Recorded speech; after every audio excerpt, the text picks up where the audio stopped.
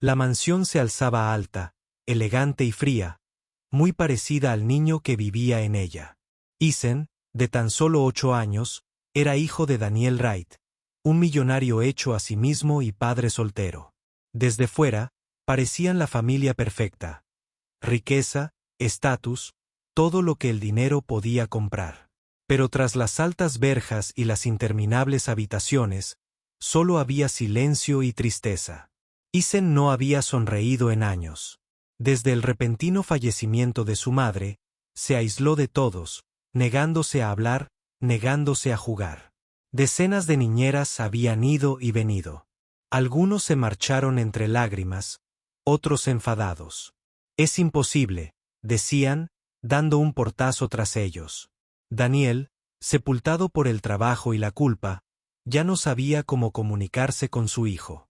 Una tarde, mientras Daniel estaba sentado en su oficina revisando otra carta de renuncia, sintió un vuelco en el corazón. No le asustaban las salas de juntas ni los negocios multimillonarios, pero la idea de perder a su hijo por la soledad lo aterraba.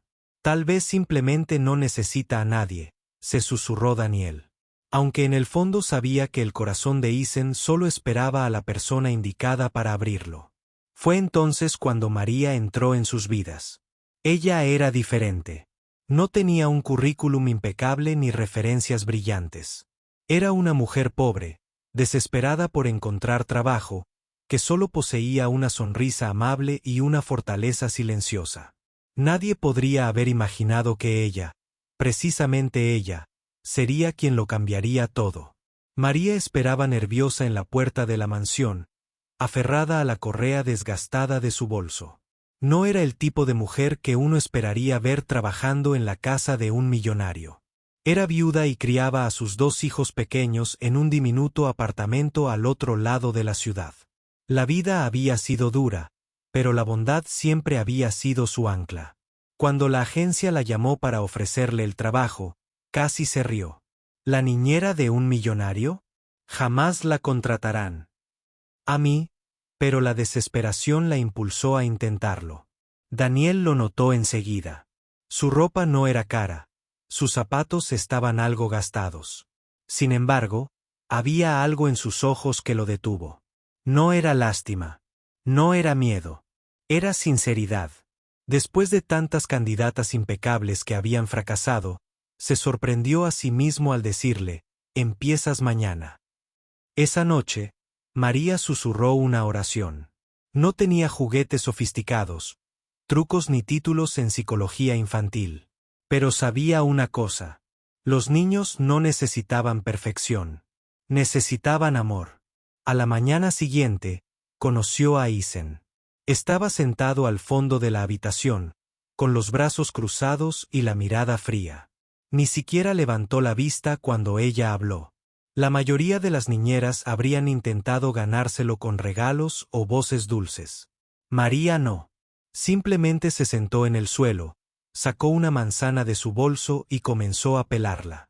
Silenciosa, paciente, atenta. Por primera vez en meses, los ojos de Eason brillaron con curiosidad. No habló, pero se acercó un poco más. No era mucho, pero para María, fue el comienzo de algo poderoso. Sonrió dulcemente, como si tuviera todo el tiempo del mundo. Porque a veces el primer paso para sanar no son los grandes gestos. Es simplemente sentarse lo suficientemente cerca para demostrar que te importa. La primera semana transcurrió en silencio. Eason apenas le dirigió la palabra a María y Daniel observaba desde lejos, esperando otro fracaso. Pero María nunca presionó, nunca exigió. Simplemente aparecía cada mañana, tarareando suavemente mientras ordenaba, cocinando comidas sencillas con olor a hogar y dejando una manzana en la mesa, siempre pelada, siempre esperando. Una tarde lluviosa, María vio a Eason sentado junto a la ventana, mirando la tormenta. En lugar de preguntarle qué le pasaba, se sentó a su lado con un cuaderno de dibujo y comenzó a dibujar en silencio las gotas de lluvia. Eason miró su mano. Sus dibujos no eran perfectos, pero estaban llenos de vida. Lentamente, casi con vacilación, Eason tomó el lápiz. María no dijo nada. Simplemente se lo dio y lo observó mientras comenzaba a trazar líneas torpes. Por primera vez en años, sus pequeños dedos no sentían ira contenida. Estaban creando algo. Más tarde esa noche, Daniel llegó a casa y se encontró con una escena que lo dejó helado. Isen y María estaban sentados con las piernas cruzadas en el suelo, rodeados de papeles llenos de garabatos infantiles. Isen aún no sonreía, pero la dureza de su mirada se había suavizado.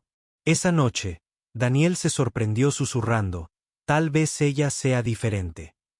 Al día siguiente, María sorprendió a Isen con un pequeño juguete de madera que ella misma había tallado. Lo hice cuando era niña, dijo. Isen lo tocó con cuidado y luego lo colocó sobre su escritorio sin decir palabra.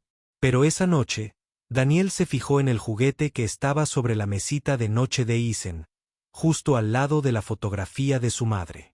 Fue un pequeño gesto, pero en ese momento, Daniel supo que María había encontrado la manera de entrar en el mundo de Isen a través de la paciencia, el amor y el coraje de esperar a que su corazón se abriera.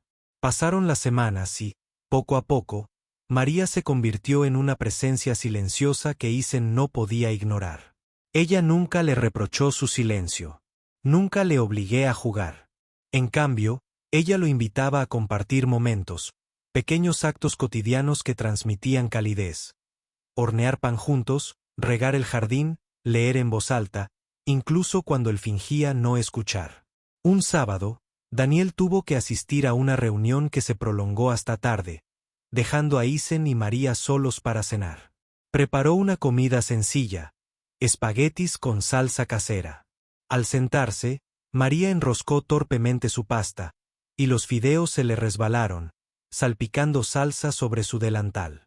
Exclamó con dramatismo, abrió mucho los ojos y susurró, «No se lo digas a nadie. Me acabo de atacar con espaguetis». Por un instante, Isen parpadeó mirándola. Y entonces un sonido que Daniel no había oído en años llenó la habitación. Una risa. Pequeño, inseguro, pero real. El corazón de María se llenó de alegría. Ella se rió con él, sin darle mayor importancia, simplemente dejándolo fluir. Cuando Daniel regresó a casa esa noche, encontró a Isen dormido en el sofá, aferrado a un pequeño dibujo de una figura de palito sonriente, con María sosteniéndole la mano. Daniel se quedó paralizado, con el pecho oprimido. No había visto a su hijo esbozar una sonrisa desde la muerte de su esposa. María cubrió silenciosamente a Isen con una manta. Se rió esta noche. Ella susurró. Daniel se giró, con los ojos brillantes por lágrimas que no esperaba. Por primera vez, sintió esperanza. No se trataba solo de Isen. Se trataba de sanar a una familia que había estado rota durante demasiado tiempo. Y María, con pura paciencia y bondad, fue recomponiendo los pedazos, una sonrisa a la vez. A partir de aquella noche, el cambio fue innegable. Isen empezó a hablar en frases cortas, a hacer preguntas breves, incluso a reírse de vez en cuando. La mansión, antaño sumida en el silencio, fue cobrando vida poco a poco con el sonido de pasos, charlas y una alegría que el dinero jamás podría comprar. María no obró milagros de la noche a la mañana. Ella simplemente seguía apareciendo. Ella le enseñó a Isen cómo plantar flores en el jardín, cómo hornear galletas, cómo compartir historias de su madre sin dejar que la tristeza lo consumiera por completo. Nunca intentó reemplazar lo que se perdió. Ella solo le dio espacio para sanar. Una tarde soleada, Daniel salió y encontró a Isen y María jugando al fútbol en el césped. Isen tenía las mejillas sonrojadas, reía a carcajadas y sus ojos brillaban de una forma que Daniel casi había olvidado que existía. Y entonces sucedió. Isen se giró, vio a su padre y corrió hacia él. «¡Papá!», gritó, arrojándose a los brazos de Daniel. Daniel se quedó paralizado, atónito.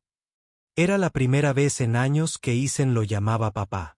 Las lágrimas le nublaron la vista mientras abrazaba a su hijo con más fuerza que nunca. Por encima del hombro de Isen, se encontró con la mirada de María.